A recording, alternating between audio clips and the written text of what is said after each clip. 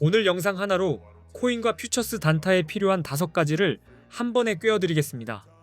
초보자도 바로 따라올 수 있게 복잡한 용어는 걷어내고 손에 잡히는 순서로 설명드릴게요. 첫째는 초보도 거래할 수 있게 쉽게 코인 거래를 따라하는 법입니다. 가입부터 화면 세팅, 차트 켜는 법, 주문창에서 무엇을 먼저 눌러야 하는지까지 흐름을 끊김없이 보여드리겠습니다. 처음엔 현물과 퓨처스가 헷갈리실 수 있습니다. 현물은 그냥 사서 들고 가는 거래라면 퓨처스는 롱과 숏으로 방향에 베팅하는 구조입니다. 이 차이만 잡아도 화면이 덜 무섭습니다. 거래할 때 제일 흔한 실수가 버튼을 급하게 누르는 겁니다.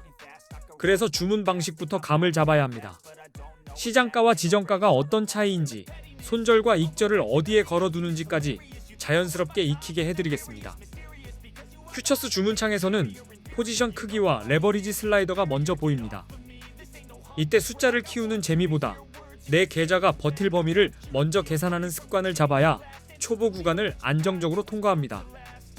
둘째는 네이버 코인 커뮤니티에서 화제가 됐던 300만원으로 1억 8천만원을 만들었다고 알려진 중학생 단타 방식입니다. 자극적인 숫자보다 중요한 건 짧게 먹고 짧게 자르는 구조를 어떻게 만들었냐입니다. 그 방식의 핵심은 방향을 맞히는 천재성이 아니라 진입 타이밍과 정리 타이밍을 반복해서 확률을 쌓은 점입니다. 감정이 붙는 순간 실수가 커지니 규칙을 먼저 정해두는 느낌으로 이해하시면 됩니다. 셋째는 코인 거래에서 수수료를 최대 할인받는 꿀팁입니다.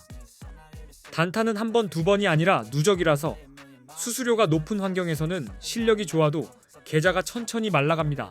수수료는 진입할 때 한 번, 청산할 때 한 번 세는 경우가 많아 더 크게 체감됩니다. 그래서 레퍼럴 적용, 수수료 등급, 메이커 테이커 차이를 세팅해두면 같은 매매가 더 가벼워집니다. 넷째는 AI를 활용해 하루 50만원씩 매일 수익을 노리는 단타 방법입니다. AI는 신의 예언이 아니라 뉴스와 차트를 정리해주는 비서처럼 쓰는 게 핵심입니다. 예를 들어 AI로 시장 이슈를 요약하고 거래량이 붙는 코인만 추려 감시 목록을 만들고 내가 정한 조건에만 진입하도록 스스로를 묶어두면 흔들림이 줄어듭니다. 그래서 매일 루틴이 됩니다. 또 AI로 매매 일지를 정리해보면 내가 어느 구간에서 손이 빨라지는지, 어디서 욕심이 붙는지 드러납니다. 이게 쌓이면 단타 실력은 감이 아니라 습관으로 올라갑니다. 다섯째는 첫 거래 때 입금 없이 가입 이벤트로 $100를 받고 그 돈으로 코인 거래를 경험하는 방법입니다. 공짜로 받은 금액으로 주문을 넣어보면 내 돈이 깨지는 공포 없이도 실전 감각을 잡을 수 있습니다. 고정 댓글에 수수료 최대 할인 꿀팁과 $100 받고 가입하는 방법 링크를 한 번에 정리해 두었습니다. 영상 보신 뒤에 고정 댓글까지 확인하시면 공부가 바로 실행으로 이어집니다. 다만 가입 이벤트로 받은 $100로 곧장 10억을 만드는 건 현실적으로 어렵습니다.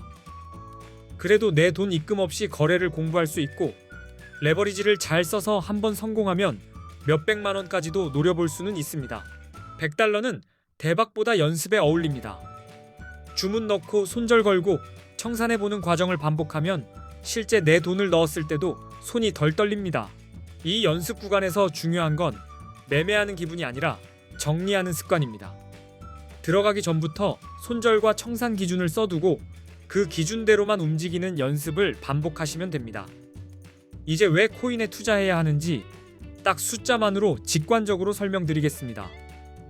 감정은 흔들려도 숫자는 거짓말을 안 하니까요. 10년 전 금, 주식, 코인, 부동산에 각각 1,000만원을 넣었다고 가정해보겠습니다. 같은 1,000만원이 자산마다 어떤 표정으로 바뀌는지 보면 코인을 외면하기가 쉽지 않습니다. 코스피 지수는 10년 전에 비해 약 2.66배 상승했다고 하죠. 그래서 2016년에 지수 추종형 주식에 1,000만원을 넣었다면 대략 2,660만원 정도로 계산됩니다. 2016년에 1,000만원으로 금을 샀다면 약 233.5g을 보유했을 것이고 2026년 기준으로는 약 5,160만원 정도가 됩니다. 꾸준함의 힘이 느껴집니다.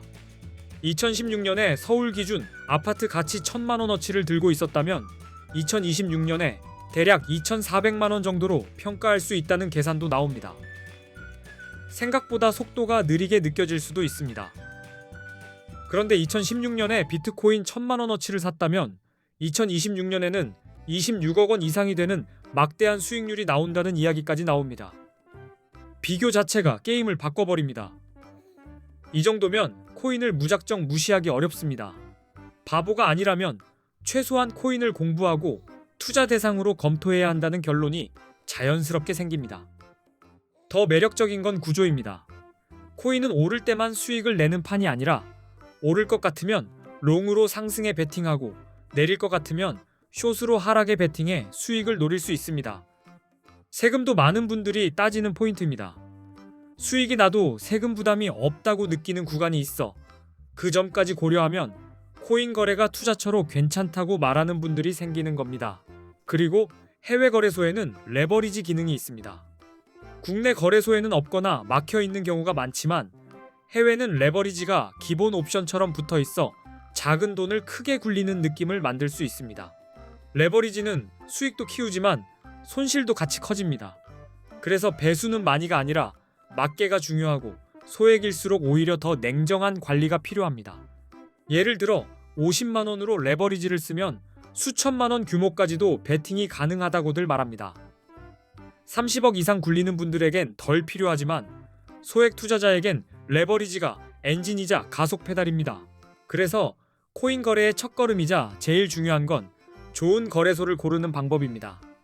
수수료, 한국어 지원, 입출금 편의성 하나만 어긋나도 매매 집중력이 흔들립니다. 실제로 많은 한국 투자자들이 국내 거래소를 떠나 해외 거래소로 이동하는 중입니다. 이유는 크게 세 가지로 모이는데 이걸 알면 왜 해외로 가는지 깔끔히 이해됩니다. 첫 번째 이유는 레버리지입니다. 국내는 레버리지 기능을 막아둔 경우가 많고 해외 거래소는 100배까지 가능한 곳도 있습니다. 그래서 50만 원으로 5천만 원까지도 투자가 가능하다는 기대가 생깁니다. 두 번째 이유는 수수료입니다. 국내보다 해외 거래소의 수수료가 훨씬 저렴한 경우가 많아서 하루에도 여러 번 매매하는 단타러일수록 체감 차이가 크게 납니다. 세 번째 이유는 세금입니다. 해외 거래소는 세금이 없다고 생각하는 분들이 많고 국내 거래소는 거래 수익에 대한 세금을 떠올리게 되니 선택이 해외로 기울어지기 쉽습니다. 한국인들이 많이 이용하는 해외 거래소 중에서 가입 시 $100 지급 이벤트를 하는 곳 정보도 고정 댓글에 적어두었습니다. 영상 보고 바로 찾을 수 있게 해놨으니 꼭 확인해주세요. 이제 대형 거래소들의 수수료를 숫자로 비교해보겠습니다. 대형 거래소는 거래 수수료가 0.05% 수준이라고 가정해보겠습니다. 단타에서는 이 숫자가 생각보다 훨씬 무겁습니다. 1000만 원 단타를 친다고 치고 20배 레버리지로 굴린다고 하면 한 번 거래할 때 수수료가 22만 원까지도 계산됩니다. 한 번 진입하고 한 번 청산하는 사이에 피 같은 돈이 빠져나갑니다. 하루에 10번만 거래해도 수수료가 220만 원입니다. 수수료 때문에 절대 이길 수 없는 싸움이 되는 겁니다. 그래서 수수료가 저렴한 거래소를 쓰지 않으면 출발선부터 불리합니다. 수수료는 내가 잘해도 고정으로 나가는 비용이라 더 잔인합니다. 단타는 미세한 우위를 쌓는 게임인데 비용이 크면 그 우위가 통째로 사라지니 환경부터 바꾸셔야 합니다. 대형 거래소의 0.05%가 작아 보여도 레버리지와 잦은 매매가 붙으면 수수료가 월급처럼 빠져나갑니다. 그래서 수수료를 줄이는 게 수익률을 올리는 가장 빠른 지름길입니다. 이제 A 거래소와 대표 대형 거래소 4곳을 5기준으로 비교해 보겠습니다. 수수료가 얼마나 싼지, 거래 방법이 얼마나 간편한지, 한국어 지원이 되는지, 레버리지가 몇 배인지, 원화로 바로 입금 가능한지입니다. 수수료부터 정리하면 A 거래소는 0.01%, 일반 대형 라인은 0.05%, 바이비트는 0.075%, 비트겟은 0.06%, 바이낸스는 0.04%입니다. 거래 방법의 간편함은 단타에서는 생존입니다. 주문창이 단순하고 버튼이 직관적이면 실수가 줄고 복잡하면 한 박자 늦습니다. 이 기준은 결국 손에 익는 쪽이 이기는 구조라고 보시면 됩니다. 한국어 지원은 A 거래소가 24시간 한국어 상담이 가능하다고 하고 일반 대형 라인과 바이비트, 비트겟, 바이낸스는 한국어 상담이 어렵다고 정리됩니다. 문제가 생겼을 때 체감이 큽니다. 레버리지는 A 거래소가 200배, 일반 대형 라인은 100배 수준, 바이비트는 100배, 비트겟은 125배, 바이낸스도 125배입니다. 배수는 크게 할수록 멋이 아니라 리스크가 커지는 선택입니다. 원화 입출금은 A 거래소는 가능하다고 하고 일반 대형 라인과 바이비트, 비트겟, 바이낸스는 불가능하다고 정리됩니다. 입출금이 편하면 매매 준비 시간이 줄어들어 집중이 좋아집니다.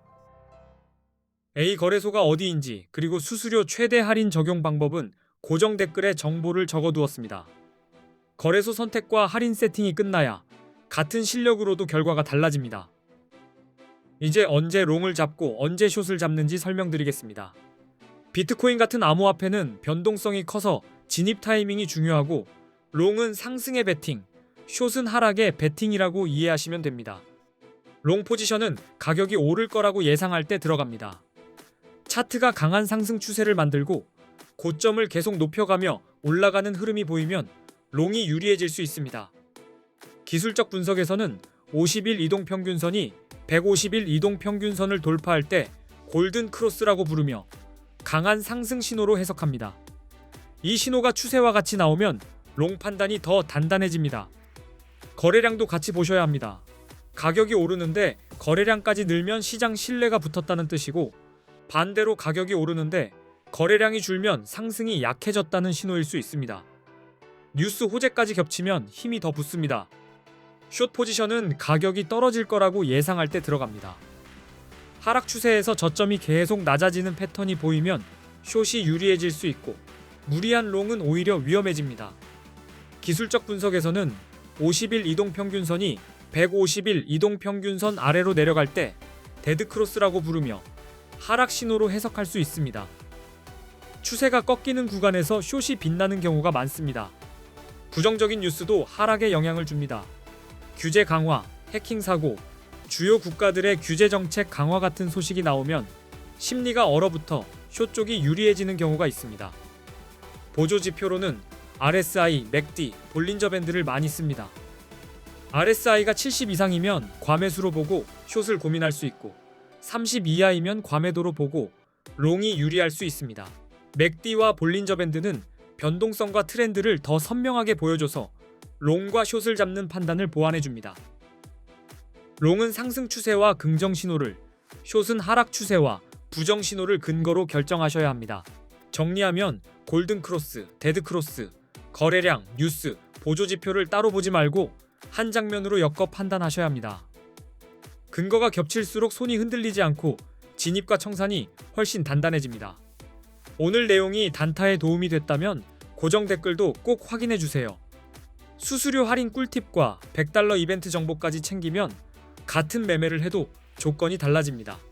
앞으로도 초보가 길을 잃지 않게 어렵게 느껴지는 부분을 더 잘게 쪼개서 영상으로 올리겠습니다. 끝까지 시청해 주셔서 감사합니다.